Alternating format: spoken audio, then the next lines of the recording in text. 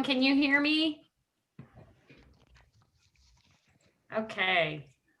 Welcome, everybody. We're so excited to have you join us tonight for our Distinguished Alumni Awards. My name is Jocelyn Horner, and I am the Director of Development for Maxine, you there? Pittsburgh School of Social Work. Oh, I see you. Hi, Maxine. It's nice to see You you. can just hide your picture now. We really appreciate everyone taking the time to join us tonight. Also working with us as we go through this process of having an online awards event. I know it's a little bit different from what we're used to, but we're really excited to have the opportunity to celebrate with everyone today. I'm just going to give you a quick overview of tonight's program, and then we're going to dive right in to meeting our honorees. Dean Betsy Farmer from the School of Social Work is going to be opening the program. And then Dean Farmer is also going to be giving awards to all of our award winners. So she's going to be your MC for most of the evening.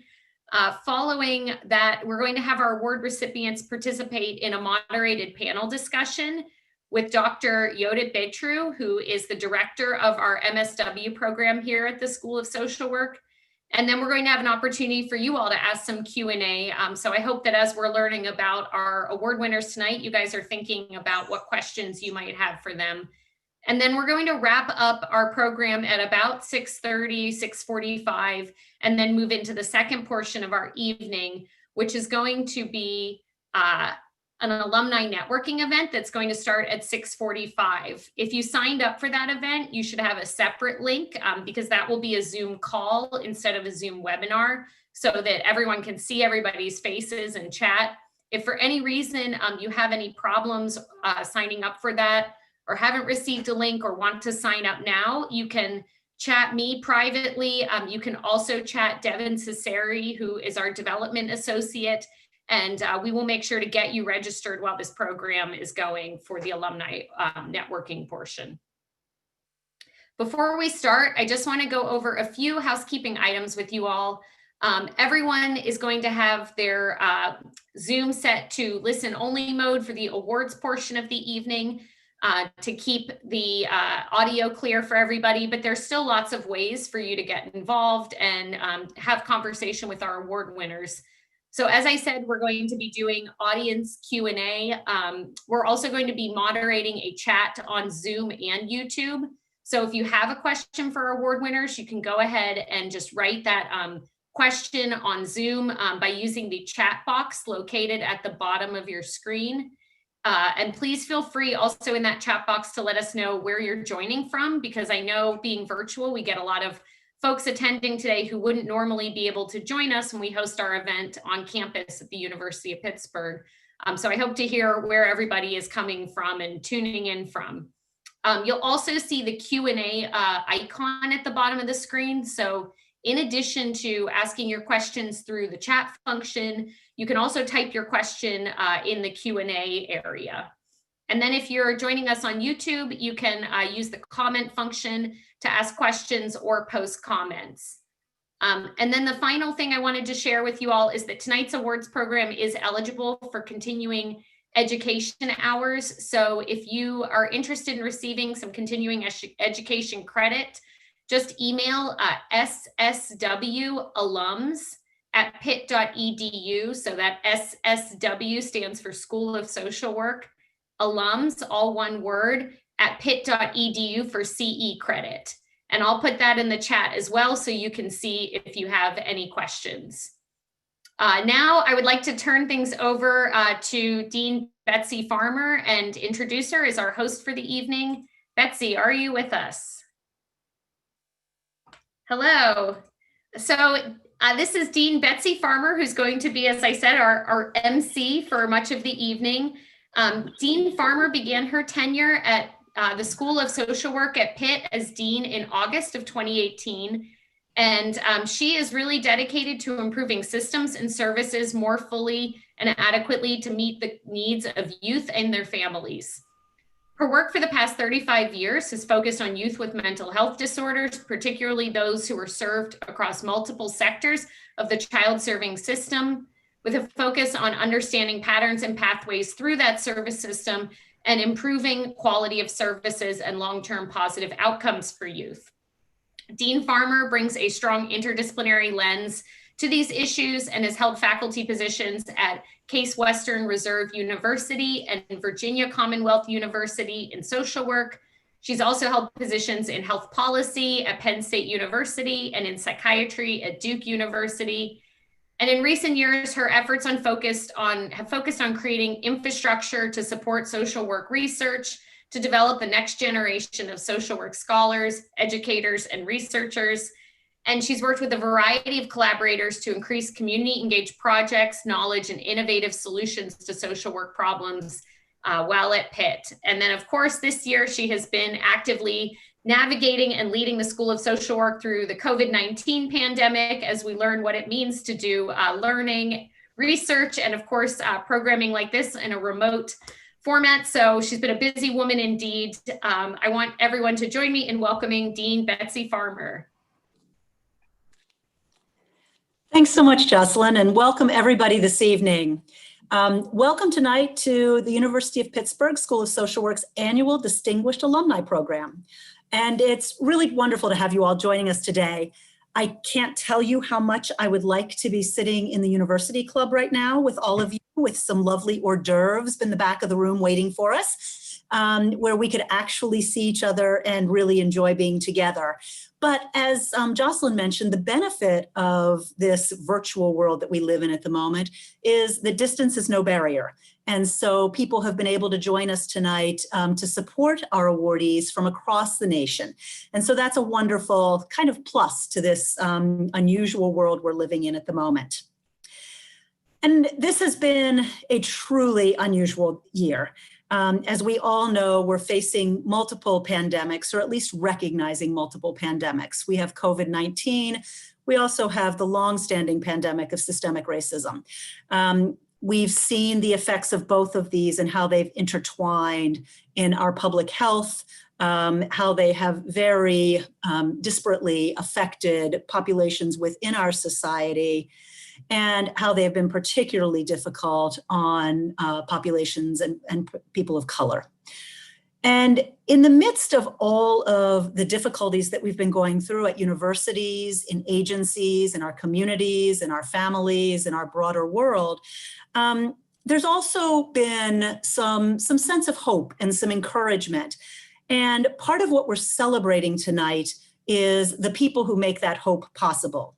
Because as we've been dealing with all of the challenges that our society has been throwing at us, we also have been brought together in our communal outrage over what's occurring in our society.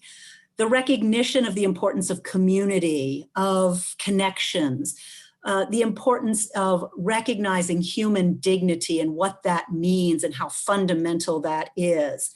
The recognition of how important it is to have humility and to recognize what you can and what you cannot affect, and how do you work with others to make what seems impossible actually done.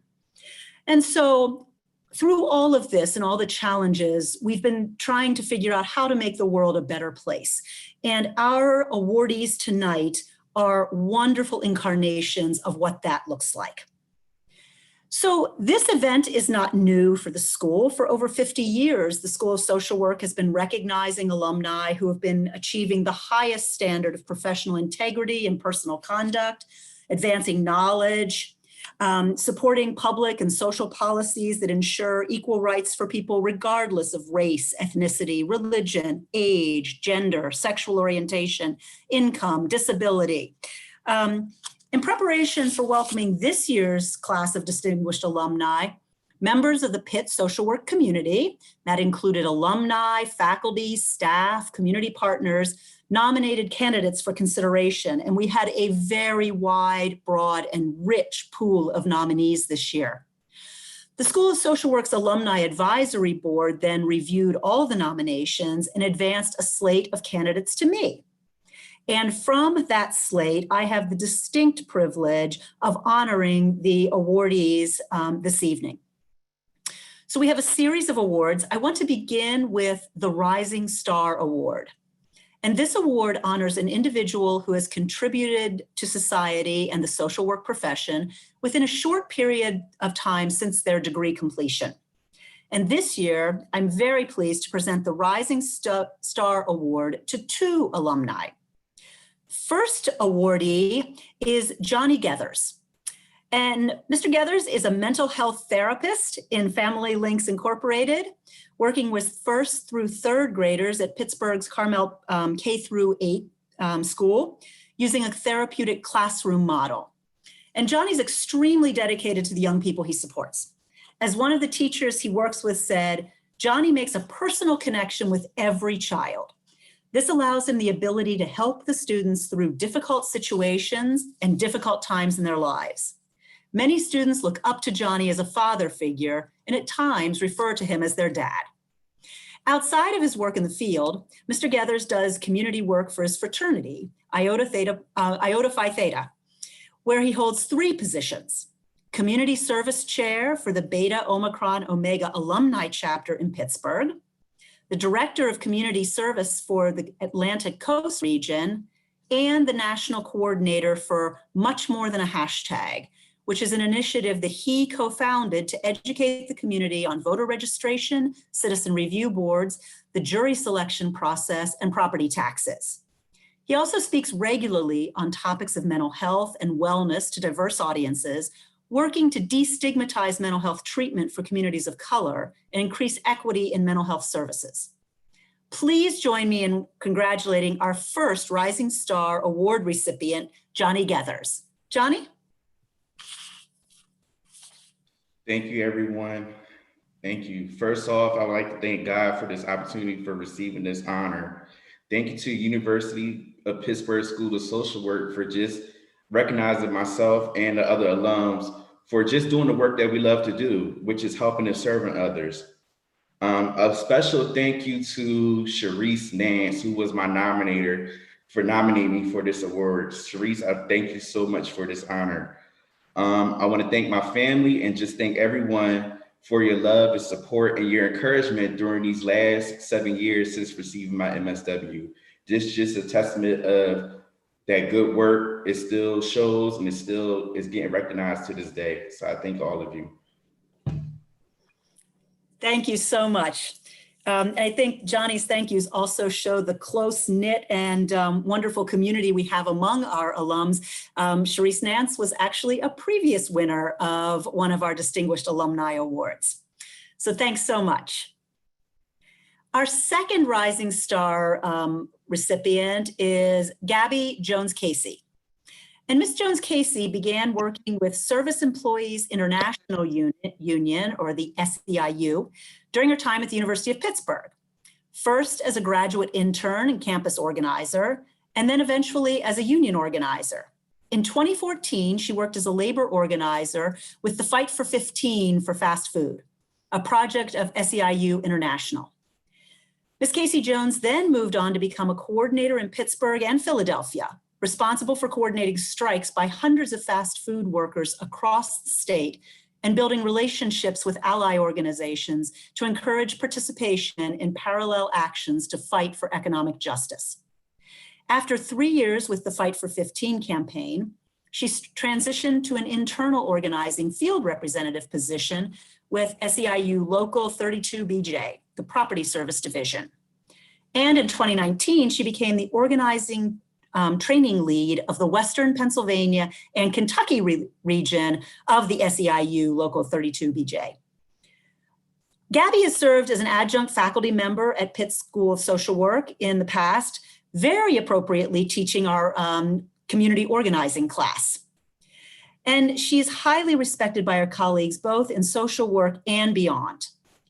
After sharing why Ms. Jones-Casey, should be considered for this award, Pitt Social Work Associate Professor Sarah Goodkind wrote, "This letter has gotten much longer than I intended it, but that's because Gabby is such an amazing social worker, advocate, and organizer." So I'm thrilled to present the second Rising Star Award to Gabby Jones-Casey. Gabby? Hi, everyone. sorry, technical difficulties with my computer, but I have my award behind me here. So thank you, everyone. Thank you first to, I wouldn't be here without the amazing faculty, both at my undergrad at Colgate and at University of Pittsburgh. Thank you, Sarah and Jeff and Danny and Carl Redwood and all the professors who definitely were supportive towards me while I was there. You know, the work that I do would not be possible without amazing support and mentorship, not only from my union, SEIU Local 32BJ, but also our sister unions, SEIU Healthcare Pennsylvania. Thank you to all the people who helped me, who gave me an opportunity to start organizing, Lisa Frank and Calvin Skinner. And thank you to all the workers and all the social workers who are doing the work that's necessary right now to make our world a better place. What we do is hard, but is extremely important.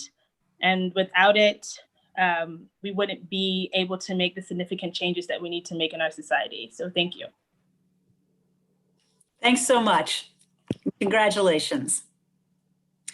Our next award is for the Outstanding Field Instructor of the Year.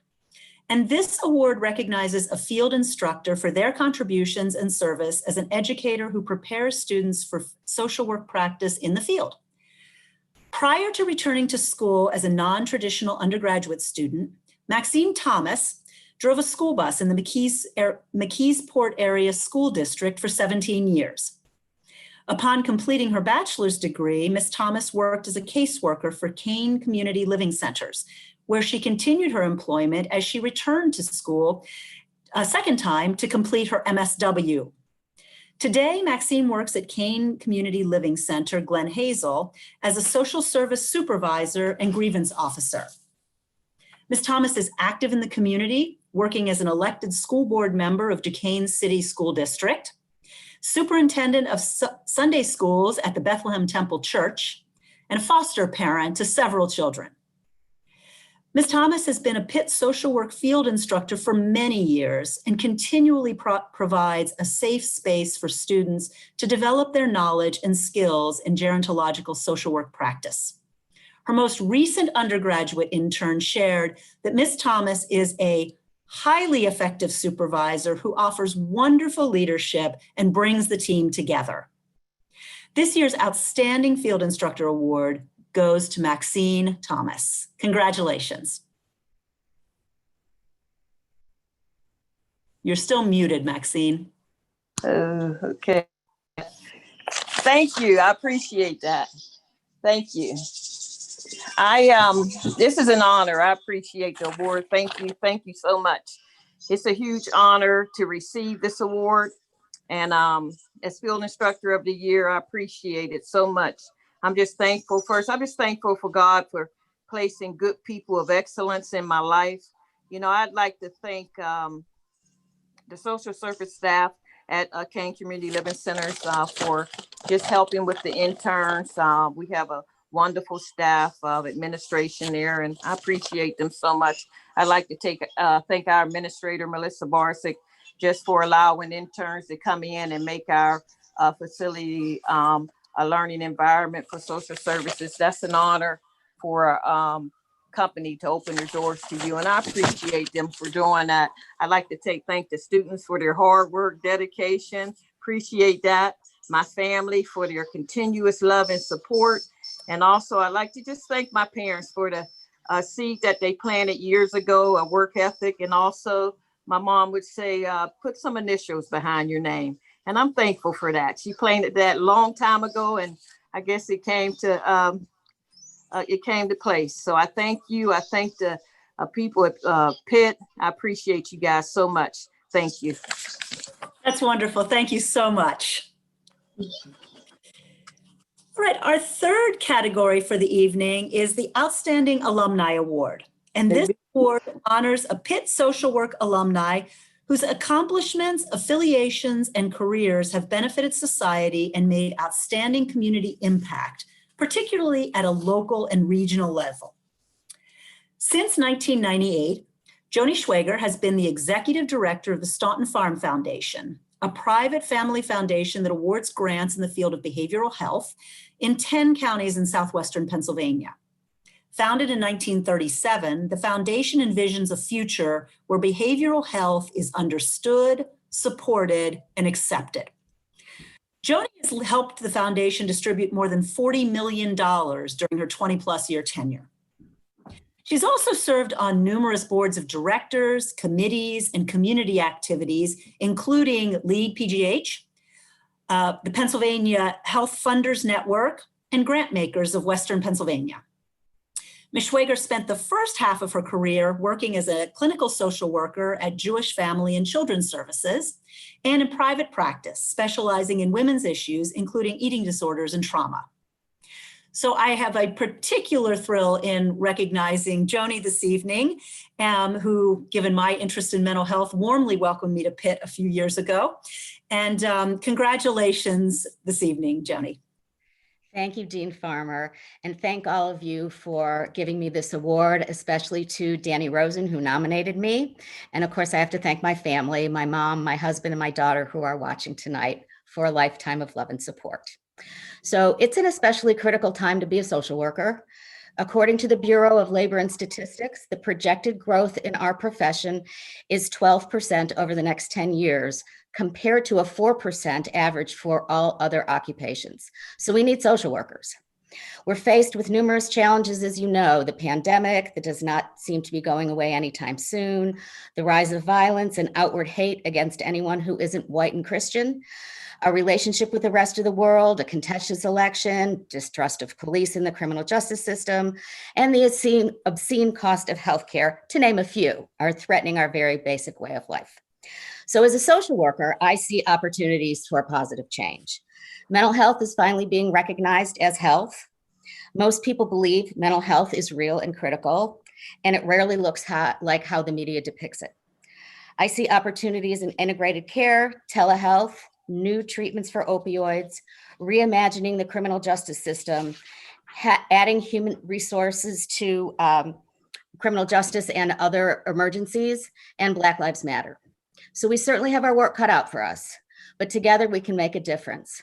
One of the underpinnings in Judaism is tikkun olam, or repairing the world, and it is used simultaneously with social justice and action. The phrase tikkun olam connects the human responsibility for fixing what is wrong with the world, and I believe we as social workers have that calling. So stay healthy, stay safe, go out and vote, and again, thank you for this honor. Thanks so much. Our next Distinguished Alumni Award is for social work practice. And this award acknowledges alumni who throughout their career have consistently demonstrated exceptional contributions to the profession and the community at large on a national and or international scale.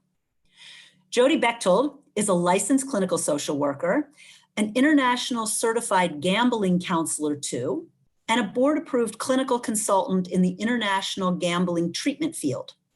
She's the founder and CEO of the Better Institute in Pittsburgh. Ms. Bechtold serves on the International Gambling Counselor Certification Board and National Council on Problem Gambling's Board of Directors. She also serves on the advisory board of Gamban, a gambling blocking software used worldwide. In addition to previously teaching as an adjunct professor in Pitt social work, Jody has conducted numerous trainings and workshops for the school's continuing education program, training more than 200 clinicians for the school's treatment of in the region in the treatment of problem gambling. In his nomination letter, University of Pittsburgh School of Social Work Clinical Associate Professor Emeritus, a very long title, Tracy Saska remarked, "Few alumni have made their mark so impressively through their social work practice, nor shared their expertise so unselfishly to build professional knowledge and skills in others." So I'm very honored to present the Distinguished Alumni Award for Social Work Practice to Jody Bechtold. Jody? Thank you, Dean Farmer, and thank you for this award. This is so exciting. Definitely thank you to Tracy Saska for the nomination. I just can't thank you enough. Becoming a social worker was actually a career change for me. And I read a book called Do What You Are, and it changed my life forever. And it said that I need to be out there helping people. And so 20 years later, I look back and I still forget that it's called work because I love what I do so much. Throughout my coursework, my internship experiences, and my postgraduate work as an adjunct faculty member, I have been able to get to know so many and work with so many people throughout the school. And these relationships continue through today. I've also been very fortunate to teach so many students throughout the years in models of intervention and addictions course. And many of these social workers are now my colleagues and my friends. Two of my students now work for me. One of them is actually a partner in my business with me. And so it's really means a lot to have that continue throughout the years. And as you mentioned, Dean Farmer, when Pennsylvania had expanded legalized gambling in 2008, the School of Social Work couldn't have been more supportive. And with Tracy Soska teaching me and helping me along the way, we developed a program and we were able to train over 250 people in the region to handle the local workforce.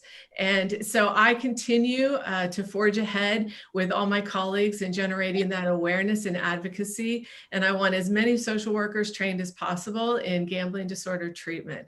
And so thank you again to the school for this award as a symbol of your unwavering support. Thanks so much, and congratulations. Thank you. And rounding out our distinguished alumni awards for the evening is the Award for Social Work Education. This award honors Pitt social work alumni whose contributions to social work education are of national and/or international significance. Past recipients demonstrate excellence in social work education through teaching, consultation, research, administration, and scholarship. And this year's honoree is no exception to this trend. Dr. Jan M. Ivory is the Assistant Dean for Academic Programs in the Andrew Young School of Policy Studies and an Associate Professor in Social Work at Georgia State University in Atlanta, Georgia. Jan earned a BA degree in sociology from Indiana University of Pennsylvania, her MSW from the University of Pittsburgh, and her PhD from Virginia Commonwealth University in Richmond, Virginia. She has taught undergraduate and graduate courses in human behavior, research methods, community development, nonprofit management. One of Dr. Ivory's colleagues at Georgia State was Dr. Mary Omer, who is currently on the Pitt faculty and who nominated Jan for this award. And she had this to pass along. Jan, I am so blessed that we met and had the opportunity to work together when we were both at Georgia State University as new assistant professors. You've always been a supportive colleague and friend, and truly an inspiration to me. Your scholarship and leadership have significantly advanced the social work profession. Thank you and congratulations. Dr. Ivory has published on how to leverage community partnerships to develop programs and services for various client populations, such as older adults, caregivers, and offenders as they transition from prison into the community. Her research on collaborative partnerships explores systematic and environmental factors that influence program development and implementation in economically diverse communities. She has served in multiple leadership roles in social work education and macro practice, including as former co-chair of CSWE's Council on the Role and Status of Women in Social Work, and the current interim co-chair of the Association for Community Organization and Social Action. And I had the distinct pleasure of spending a year with Jan when she was a visiting faculty and I was a faculty member at Virginia Commonwealth University. And so it's lovely to be reunited tonight, and I wish it were in person. So please, all of you, join me in congratulating Dr. Jan M. Ivory as the 2020 recipient of the Distinguished Alumni Award for Social Work Education. Jan? Oh, Dean Farmer, thank you for such kind words, and to Dr. Mary Omer as well. And I want to thank you all for this honor. It's actually almost a full circle moment as I'm listening to the other awardees. Oh yeah, let me hold this because it's my great background. That Pitt really makes connections that last almost forever. As I'm looking through the participant list and I see Carl Redwood is on here, and he was one of the professors I had when I was in the program, along with people like Mo Coleman, Jim Cunningham, working in the Hill District, door knocking. First time I've ever door knocked in my entire life, but those experiences have been so influential into how I approach working with communities, how I approach partnerships, and kind of just that mutual respect. And in fact, it was Mo Coleman who suggested that I get my PhD. And I think I remember laughing, like, really? And I use that story, and I often tell my students now to not ignore opportunities and be open to them, because sometimes people can see your potential before you can see it in yourselves. So in addition, I have to take this moment to acknowledge my Georgia State School of Social Work colleagues and students, my colleagues in the Andrew Young School of Policy Studies. I see some of them are here. Dr. Sylvia Barksdale, another School of Social Work alum. She was my first supervisor after getting my MSW. And I have to acknowledge her because she took a chance on a very inexperienced MSW. And then she has become a lifelong mentor, and she was a huge influence on my decision to actually go into social work education. And then finally, but most importantly, my family and friends who are here from Georgia, Pennsylvania, Virginia, and Maryland. They go through the ebbs and the flows of the academic year with me. They put up with me, especially through the grading and writing binges when I go missing in action, like I did last week, and they still take me back. Many thanks to my parents who instilled the value of education from as long as I can remember.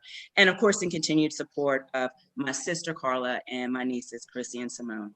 Thank you all for this honor. And if you haven't voted already, please do so as if your life depends on it. Thank you. Thanks, Jan. All right. Well, congratulations again to all of our award recipients this evening. Your contributions to the profession and beyond are greatly appreciated by all of us, and they continue to be an inspiration to all of us to continue in this work that we do as we go out to try to improve the world. Before we begin our discussion with our esteemed panel, I would like to ask our moderator, Dr. Yoda Betru, to join us. And Dr. Betru is the director of the MSW program here at the Pitt School of Social Work and a clinical assistant professor. She's currently developing a trauma-informed curriculum for case managers who provide services to women and families experiencing homelessness. Her clinical experience includes working in schools, in shelters, jails, public child welfare, and therapeutic services in community and private practice settings.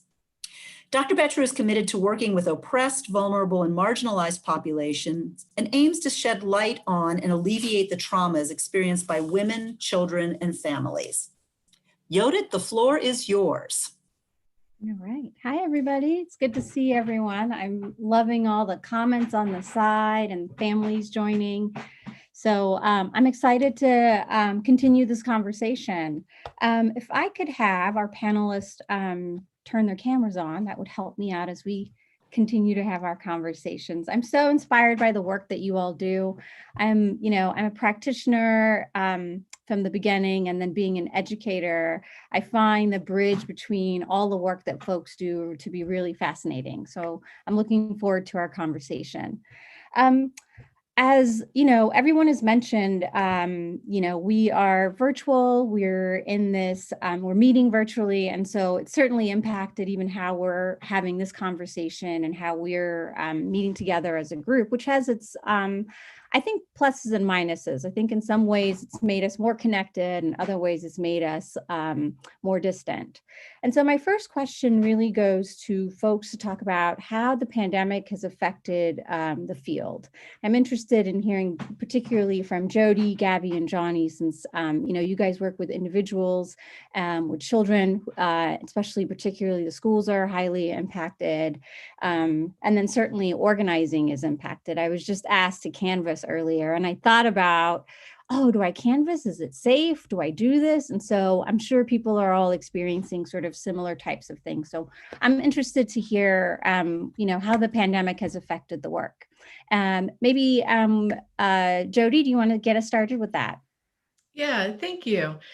When I think about being able to travel the last couple of years across the nation and see a lot of different mental health providers and how they, have their practices, we decided at the Better Institute, we wanted to make sure that we were really tech enabled and that we were cloud-based and we did as many things as possible, not realizing that it would really come in handy with the pandemic.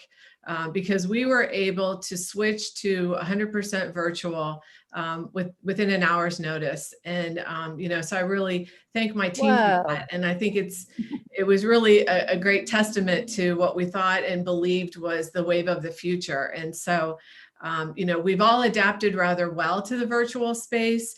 I say to people every day, people need and deserve their mental health now more than ever. And, with insurance companies waiving copays and deductibles, we are really able to serve so many more people. But at the same time, I do say that, as we were talking before, it's a lot of blue screen right now. And so it would be nice if there was kind of a blend post-pandemic where we can still do virtual and reach a lot more people. They removed a lot of barriers, but also not have quite so much blue screen and have that social connectedness again. Yeah. I think as a school and as a field, we've talked a lot about and thought about what clinical work looks like in person and virtual, because we always just thought clinical means it has to be in person. How could we even do this remotely? And, we were all sort of feeling fairly self-righteous about all of that until this happened. And, you have a generation of people being raised in technology. And so I think it has certainly changed us, and we've seen what works and doesn't work. Yes. What about you, Johnny and Gabby? How has the work been impacted? Well, for me on my end, it was more of a transition process. So when schools had got shut down in March, we first went into remote learning. So it was an adjustment into getting into the remote learning aspect. Once I got adjusted into the remote learning aspect, that's when I ended up getting furloughed. So I got furloughed, and that was a process in itself because of the fact of not just the job, but it was the fact of the children I was working with, and having to call families and telling them that, well, I'm not gonna be able to see, work with your child right now because of this pandemic and because of the situation with my job and such. So that was like a process in its own. But then once I got rehired back in August to go back into work, it was a transition just to get back into the phase of learning how to do remote sessions and learning how to do the virtual learning piece. So this whole pandemic, everything is just teaching me the aspect of transition and adjustment. Just sort of a social work theme, right? But I think it's particularly challenging with little ones when we're thinking about kindergartners up to third grade and really sort of trying to engage with them and their families virtually. So we certainly appreciate the work and your dedication to it. It sounds like it was a learning curve. How about you, Gabby? Yeah, so we kind of have this motto in organizing. I've been a labor organizer for about 6-7 years now, that organizing doesn't stop for anything. Especially as we work with workers, right? And so, it's really interesting to hear everyone talk about the experiences that they had when they were trying to adjust, and also the communities that they were serving. But our members, at least for a lot of SEIU, we do property service and healthcare, were working during the pandemic, right? So a lot of our members were frontline workers. So when you think of things like, when the university shut down, a lot of things shut down in March, a lot of our university members, a lot of the cleaners, the food service workers that were expecting to get laid off for the summer got laid off 3 months before they were ready to, or 2 months before they were ready to. And thinking about issues, right, around childcare, right? So when people get laid off prematurely, that could potentially impact their health insurance, right? And so we're talking about all of these issues around seeking mental health services. We had an issue with trying to make sure our members were retaining their health insurance throughout this entire, situation. And for those who had to work, that were very used to sending their kids to school, when the school shut down, there was a huge childcare problem. And I think it was, the pandemic did something for at least labor organizing that I would say we haven't seen in a very long time, which it really kind of exposed the problems within our society. That there are things that we take for granted. Before, people would, our cleaners, the cleaners that we have as members work 10 to 6 or 11 to 7. They're not really seen, but they make sure that everything is running. No one really thinks about the food service workers at the universities until they're no longer there, right? And so I think for us, it was using this as an opportunity to lift up the importance of how do we push for policies that can positively impact not just our members, but also workers across the board, right? So it also helped us to shift the conversation, which I think was really important. Yeah, and I think it really brought to the forefront the need for net, for the government, for labor, for organizing, that these aren't sort of things of the past, but things that we absolutely need. And so, and that the work continues even in the space. So we're so grateful that you're continuing to engage in that work and that you're bringing up really relevant issues. Johnny, people are wondering how are the question is, how did students deal with losing, how did Johnny's students deal with losing home while he was not able to work with them? Yeah, so how did your students adapt to this time? And when you reconnected with them, what did you hear back from families? When I reconnected back with families, they was ecstatic. They was elated. And I was Sure they were. They're like, here you go. yeah, I was elated too, just to get that call back to say you got your job back, and I was like, I'm ready to go back and work with the kids. And at first, it was a nervous part where there was a point to say, oh, I might have to reconnect and rebuild relationships again, but that didn't really happen. Soon as I started back working and getting back into the system with the kids, it felt like I never left. It felt like I never was furloughed. The connection was still there with each and every last child. And same thing with the families. And they just welcomed me back in with open arms. Oh, that's lovely. Yeah, that's a testament to the work and the relationship, right? You can go back to it. It reaffirms it. And I'm sure the kind of work that you do is really meaningful. So we're grateful for that. So I want to transition our conversation to talking about racial justice. Calls for racial justice increased over the summer, and particularly since the murder of George Floyd and other people of color. And so I'm wondering how racial justice and equity work has come up in the work for some folks. I think Gabby, you sort of started addressing some of that, thinking about health disparities with workers already. We know they're disproportionately impacted, frontline workers. And I think, Joni, certainly you alluded to it in your conversation and your acceptance speech. So maybe, Joni, you can get us started and in thinking about how you all have been thinking about racial equity work. Sure, thank you. Mm-hmm. Well, first I want to say that this is nothing new. This has been going on for years and, since the beginning of time. So I think we need to recognize that this is something that I'm glad people are paying attention to, but that's how I think we got to where we are. And I think in terms of doing racial justice work, it's a process. And I think that I would encourage people to go through their own process. I think that you have to start with yourself. Before you can think about looking at systems or looking at your job or the people that you work with or people that you're friends with.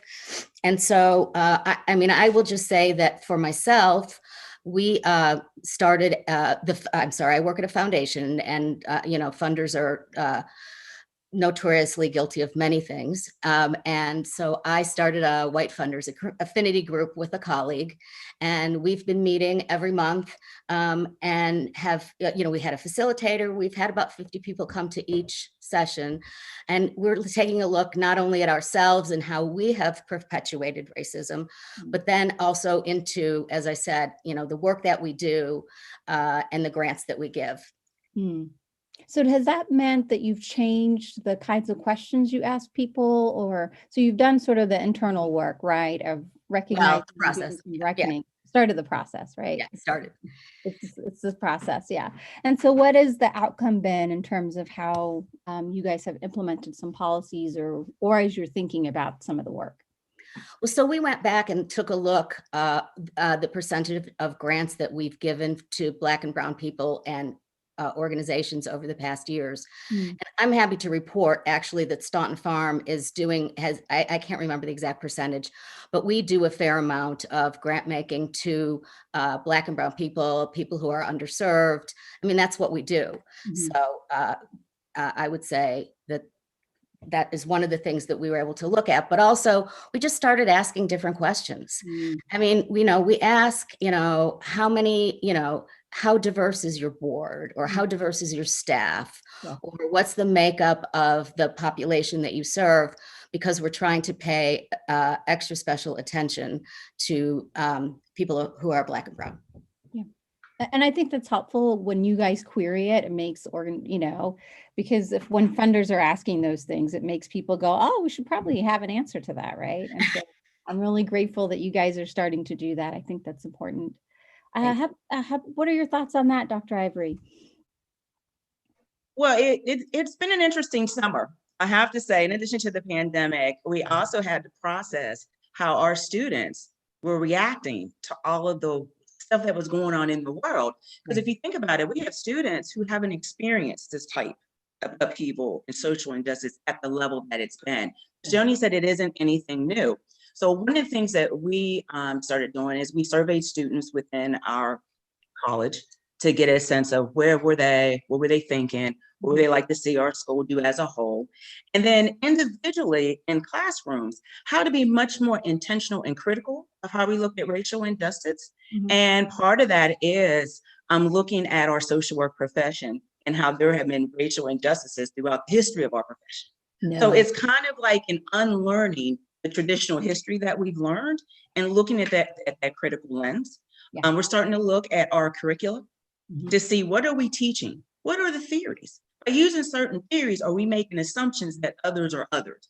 If that makes any sense. So we're also at the beginning of that process of looking critically as what are we teaching? Are we preparing social workers to be prepared to have these difficult conversations? Because one of the things I think is so important when we start to look at racial justice and equity, that we cannot assume that everyone is on the same page with where they are just because they're social workers.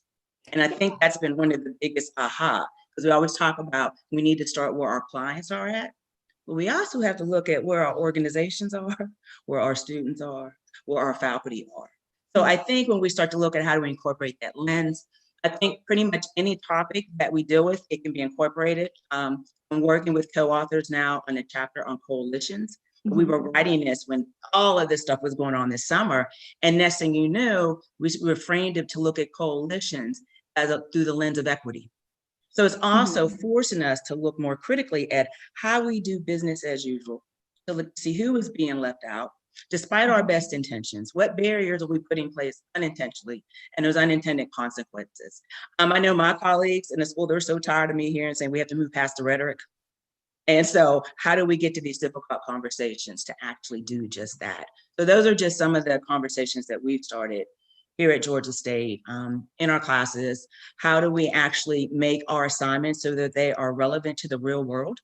I teach our leadership and management course, and we met the day after the vice presidential debate, and it was on inclusion in organizations.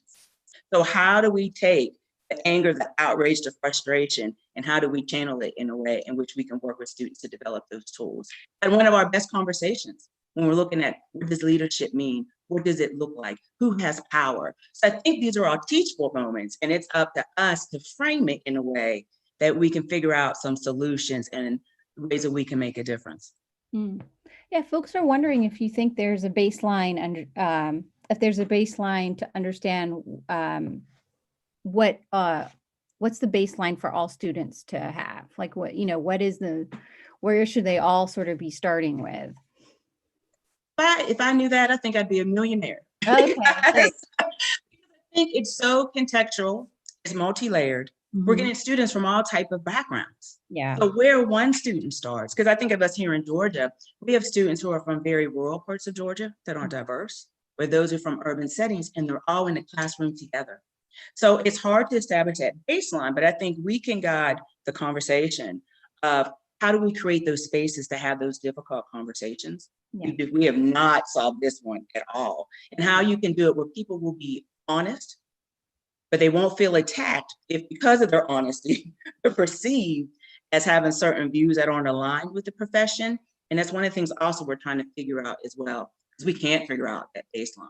You know, we have characteristics that we would like to think you have certain beliefs, but how do you navigate that and get to that point? And particularly, I think it's a challenge to have to do that virtually. I think in the space, in a room, you can sit together, gather, you can feel each other even, you know, too, if you're wounding someone. I think there's a way that you could sort of gauge the temperature of the room when you're meeting in person. So it's been a challenge. But I think for us, some of the positives has been that we could quickly get a group of folks together that we wouldn't normally have, or get folks who are national to come together. And so I think from an organizing perspective, I'm guessing, Gabby, that that's been sort of the push and pull of being able to get folks together fairly quickly to address things, but sometimes needing things to be in person as well. Yeah, so I think, I really liked what Jan and Jenny were talking about, specifically Jan talking about addressing the issue, in our organizations, but also in the university. Because I think that part of what's missing for me, and what was missing for me as a graduate student, was how do we create a political agenda as social workers, right? We are, I would say, Tell everyone to run for office, Gabby. That's how I start in all my classes. Right. Yeah. So, but I think it's really important, right? Because I think that as social workers, we service or provide, a lot of us work with communities that are have been disenfranchised or othered or what have you, but they also make up the majority of this country, right? There's about, I gave a talk a couple weeks back about the personal being political, and how if we actually want to change things, then we actually have to have a political agenda.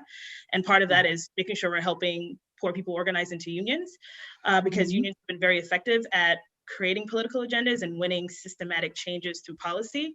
But I think that, that can be paired with our racial justice fight, and has been historically paired with the racial justice fight. We don't teach the history about how much labor unions, whether it be the CIO or other unions, Black-led unions, were very integral in helping to push forward the Voting Rights Act and so forth. So I think that it's extremely important that we as social workers, because about 160 million people can be categorized as poor, if you go by the real standard, which was created in 2009 for measuring poverty, and not the one created in the 1960s.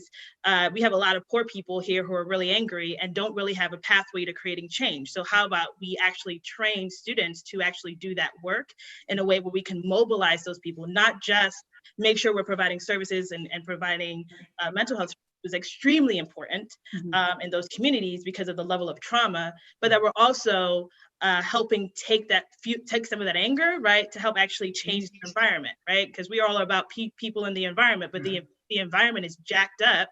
Then we need to fix the environment, and we can do so by mobilizing the people service to do that. And they're pretty powerful. So I would say that if we actually want to help people or help students kind of start creating that framework, then organizing has to be an integral part of what we teach both direct practice and macro level students. I agree. And I think they're hungry for it. I think they're looking for avenues to gather. They're looking for ways to not just sort of be with folks one-on-one, but also collectively, and want to have the tools for both. So we as a school have certainly been hearing the call for folks wanting to be empowered to be able to do that in both spaces. So I hear your call, I'm matching it, and I like it, Gabby. Well, people I agree, right? Like I think people want to win, right? So like people like winning. I like winning. Unions like winning. We like winning campaigns. We just won for 400 workers in Kentucky, right? People like winning. So and students need to see that change can actually happen in a real way, right? Like SEIU was very integral to passing paid sick days in Pittsburgh. We won 50 paid sick days for 50,000 people that would never have had paid sick days before, which started in March, right? To get that is like a real win, right? Yeah. So I think, it's extremely important that we start to do that. And it's not like lofty dreaming, it's possible. No. There's tools and ways of doing this. There are steps for all of this. And so, that's the amazing part. And I have to do a plug for coalition building because I'm listening to Gabby. That's the piece of the mobilization. I know, because, and I think that's the thing when we think about how to move the needle in a profession, to get rid of that divide that it's just the macro social workers that do this.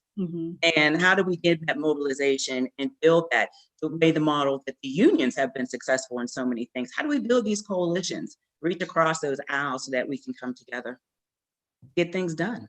Yeah, agreed. And I think what this political climate has done for folks is, I think business as usual just doesn't work. And if you are not active, then things will happen that you don't, that can be harmful, or things that you thought you'd never see in your lifetime occur. And so, the idea of just sitting and hoping for things to get better is just not going to happen. And I think people are fairly passionate and ready for some movement. So it's an interesting time indeed.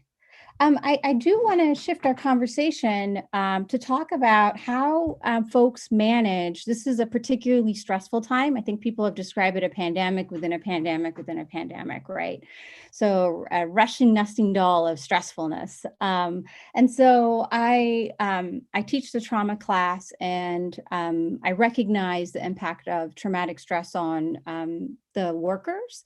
And so I want to ask maybe Miss Maxine or Johnny, if you guys can talk to us about how you take care of yourself, how you manage, how you've been managing stress, and particularly if you're managing other people, what are ways that you can encourage people to have some resilience? And maybe we can start with Miss Maxine. Yes. Hi. Well, sometimes I think social work can be stressful. I think the best thing is that I enjoy what I'm doing, but and to, find something that you really enjoy doing, it's priceless. But there's times when you do get stressful and you need to take care of yourself before you can take care of anyone else. So I think you have to find what you enjoy doing and do it. If you like out, no, I enjoyed cruising when cruising was available. Ooh, and I take don't be cruising now. when it was available, I enjoyed doing that. And I enjoyed vacationing. But now they cut that off. So, but just finding something that you enjoy doing and doing it. Use your vacation time, the time that you have to take some time off and regroup. You can do that.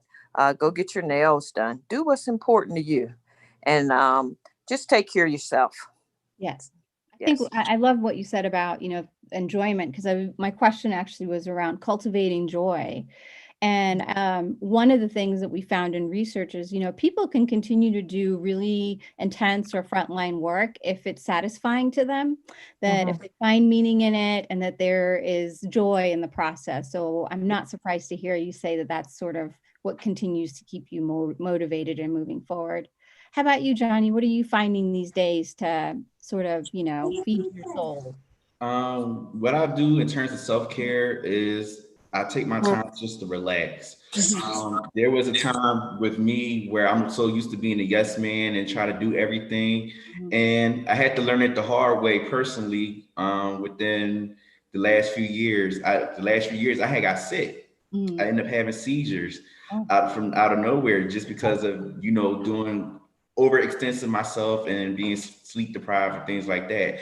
But that overcoming moment made me realize how it's important to take care of yourself.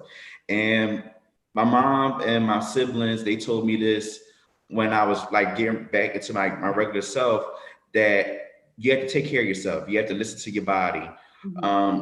If you still want to be able to help people and serve people, you got to help yourself, take care of yourself, so you be able to continue to do what you love. Because I love helping people. I've been helping people since I was 15 years old, and now I'm 30. And but mainly just taking that time to just take care, relax. And yeah, the impact of all of the stress on our own bodies, right? Of containing people's stories, being with people, not saying no. I think the long-term effect can certainly be the wear and tear in your own system. So I am saddened to hear that you got sick, but I'm not surprised, especially I think for folks who end up in leadership positions, right? Who say yes, yes, yes, yes, yes. And particularly, I think if you are a social worker and you're a male and you're a person of color, I think there's also a burden of being a person of color within leadership roles in which you get called to do a lot more sometimes. And you feel like, I want to step in those spaces and I want to help. And so you end up just being stretched really thin. And so I'm glad you're taking the time to rest and to take care of yourself. That's a really important message. And I see that, you're involved with your fraternity as well. I imagine that gives you a lot of support and love. Yes, they do. I've been with my fraternity since 2009. Actually, this Sunday coming up, it'll be 11 years since I've been in my fraternity. So I do a lot of work with them, but they understand what I had been through as well, especially with the chapter here in Pittsburgh. When they had noticed that I had went through certain things, they would always talk to me and say, "You need to take a break. You need to relax. You need to rest. You don't have to do this. We got you. We take care of you," and such. And even during this time of the furlough phase, I took that time just to go out and relax, go to different parks. I love sitting by water, so I could sit by water all day and just relax. And that's been an enjoying moment. Also, as well, during that furlough time, I still had that itch to still want to help people. So what I did instead too, just to have that time, was I started doing my own little videos on social media, in which I call them JG Mental Health Fridays. And there are short videos where I just talk about different topics that all of us deals with and give them coping exercises. And I love it. And even to this day, I still do it every Friday because I just love just love it. And it just reaching out to other people.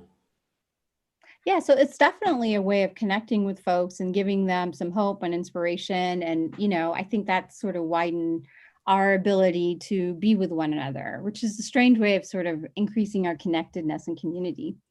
I want to open up to the opportunity for folks to have some question and answer time. And so let me see what folks have to say. We have a few minutes left.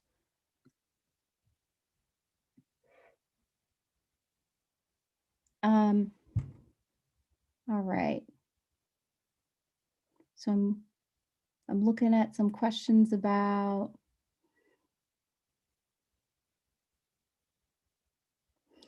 So folks have asked, direct practice students often don't recognize that they have an ethical responsibility to advocate for policy and change. How do we deal with that? So and then there's another question about rapid transition to technology has impacted the lack of access and tools. And so how do we work with that with marginalized communities? I think, I think that's actually a good place to start and think in terms of thinking about access and technology for folks who that's kind of becoming a human right at this point. And so how have, all of you have worked across different domains, individual and systems. So I'd be curious to hear people's responses about that. I'll go. So on the aspect of the technology piece, it has been, an uproar, especially with children. And us, especially with the children that are in low income households that don't really have internet access. And that's been a big issue that I have seen. And also the lack of support within the specific learning hubs in the city, where a child just goes into the learning hub, has to get on their computer and do work. But then if they don't have that, that knowledge or the ability to actually do the work, they're missing out on schooling. So I know on my end with myself, the teacher that I work with and the paraprofessional that I work with within the therapeutic classroom, we actually talk to the parents. We actually talk to like the learning hubs and actually talk to the school and say, well, this child is missing this. We need to do something. Or we'll take it upon ourselves to actually go to the actual learning hubs and make sure that the child gets on, or remind the workers to say this child needs to be on the computer at this specific time. If there's any issues, don't be afraid to contact us and let us know, because we could be able to help them out, because they know they have a relationship with all of us, that we could be able to get their needs met. But I say that it's it's still a growing process, and it's a learning process because every day is something new. There's a moment there where the internet was shut down and everybody gets wiped out, and where you can't, work for like an hour or so. But it's just like a learning curve, and we just have to, communicate and make sure everyone gets their needs met. Yeah. Thank Yeah, you. I've seen even the opposite with this pandemic and the fact that technology is, in our smartphone, everybody's, got the handheld device. And we've had more people reaching out for help because it's so convenient, because they could do it just with their phone, the video on their phone. They don't have to drive or take a bus or do anything to get anywhere. They don't have to sit in a waiting room and hope nobody sees them. So it really broke down a lot of barriers for people to ask for help. And so we've had a lot of first-time people, that say, I've never done this before, but I want to start now. And so I think that technology, if we really embrace it and we talk about the best ways to use it, we can reach so many more people that we're not possibly reaching if we go back to that brick and mortar. Just say it's really amazing how quickly we were able to change the system to add virtual and telehealth. Everybody says, oh, we can't do this, we can't change the system. Well, we did it really quickly. And I hope we remember that when it comes to other things, because it can be done. Are you seeing that funders are starting to put support towards telehealth? Is that the wave of the future?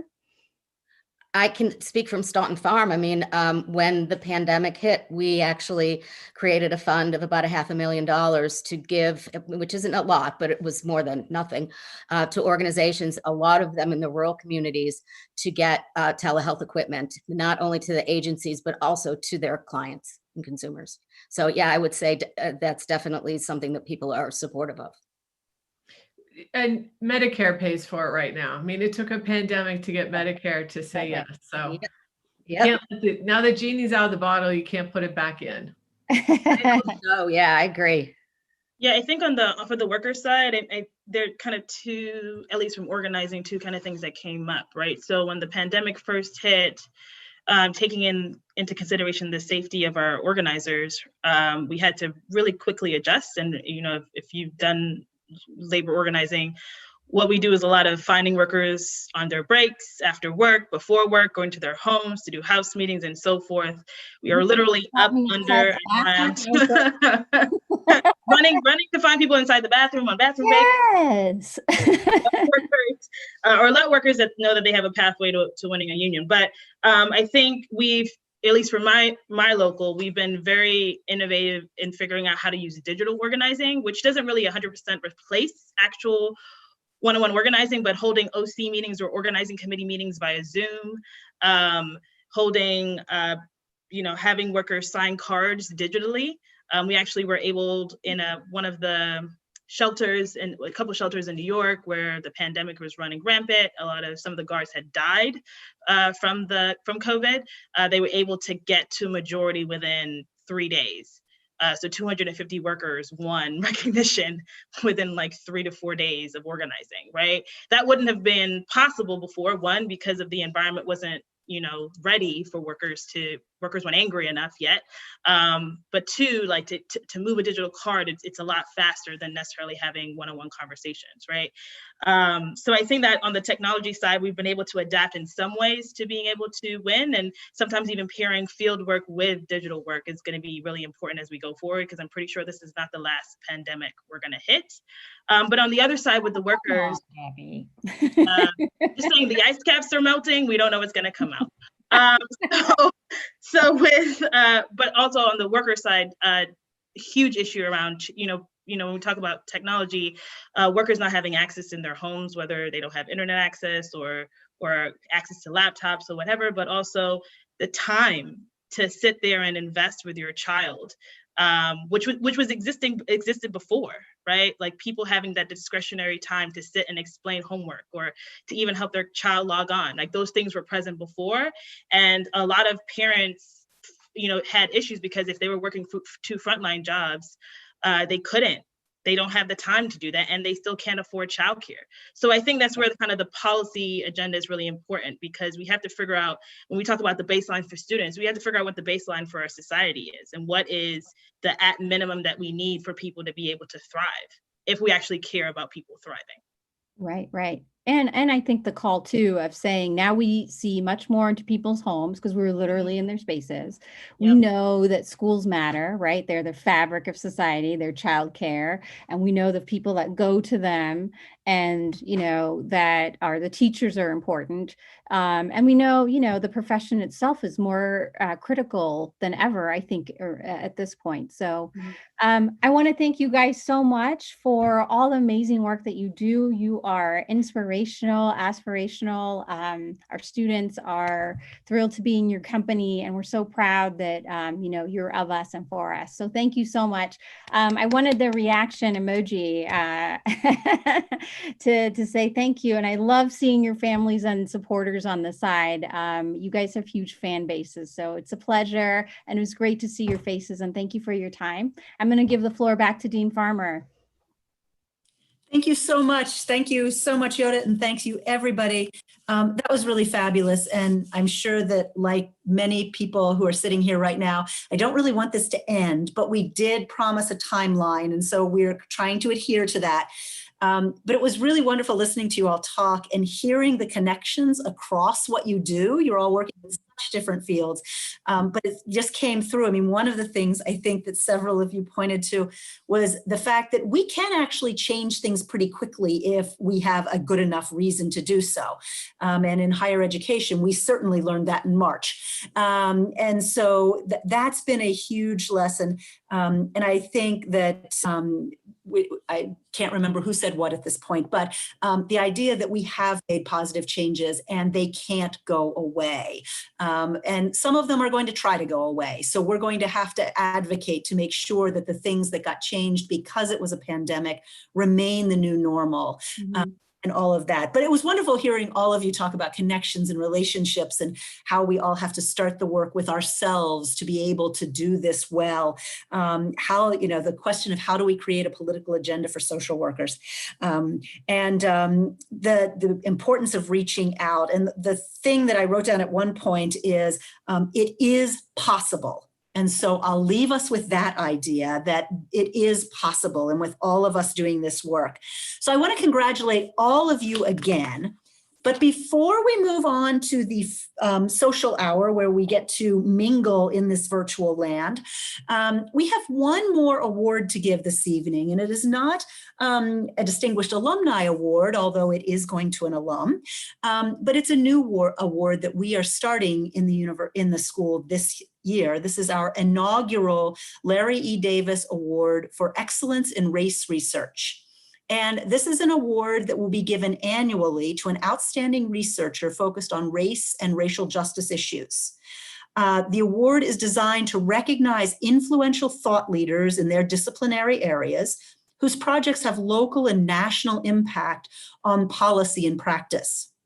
And the award is named for Dean and Director Emeritus Larry E. Davis, who founded the Center on Race and Social Problems in 2002 and was the dean of this school for 17 years. I'm very excited to share that this year's inaugural Larry Davis Award is going to another of our distinguished alums who actually has won a Distinguished Alumni Award before.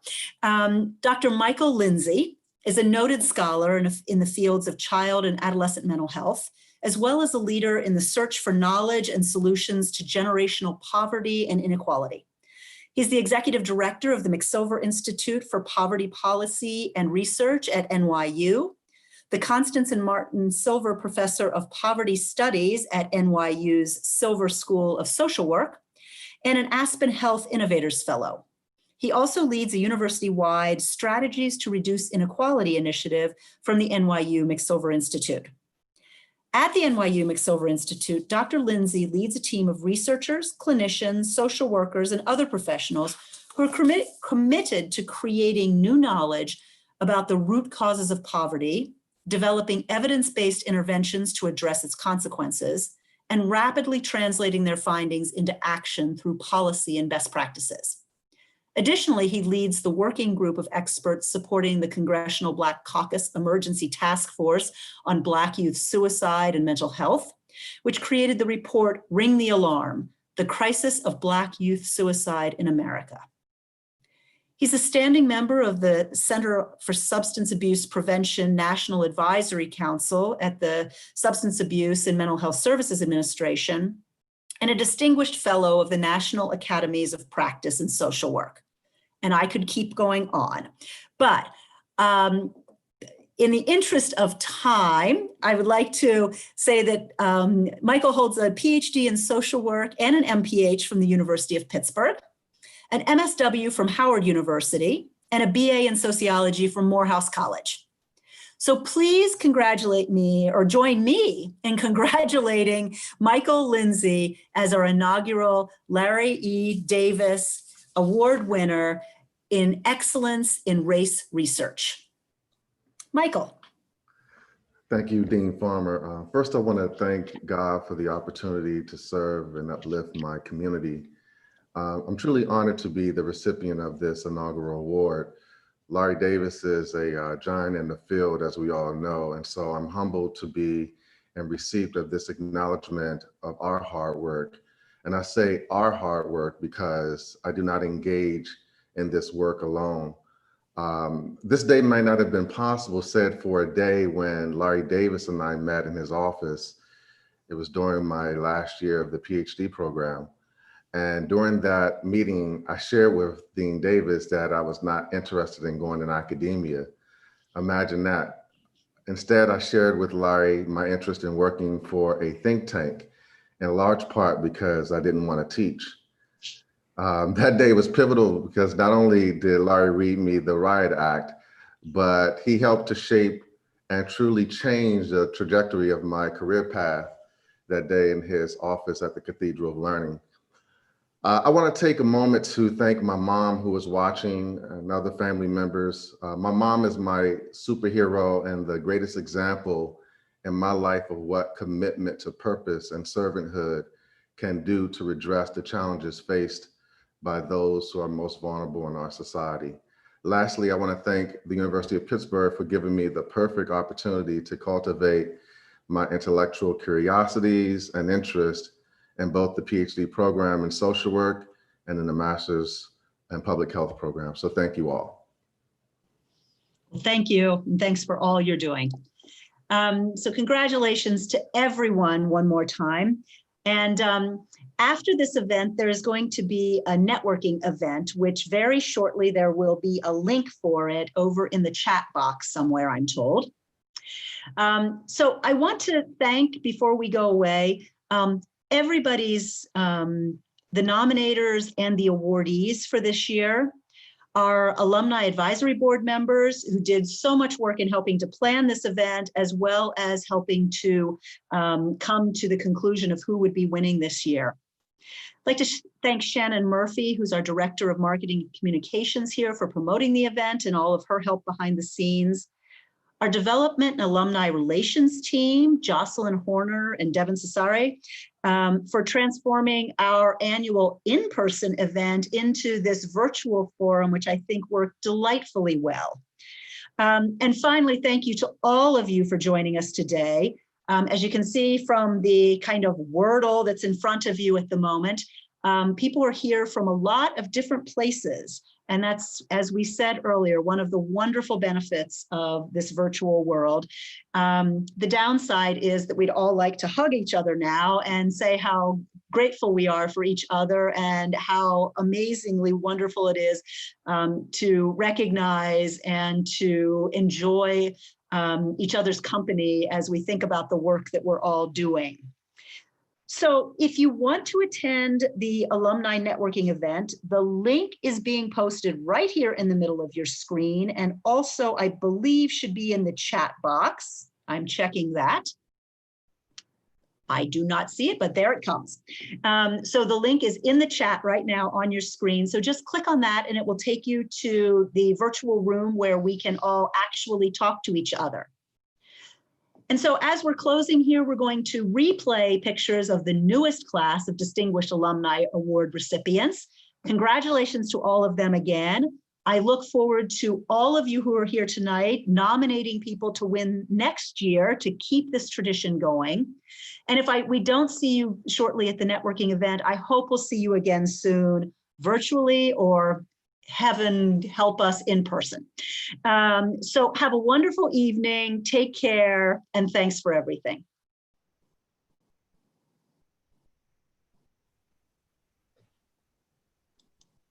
Congratulations, folks. See you on the other side.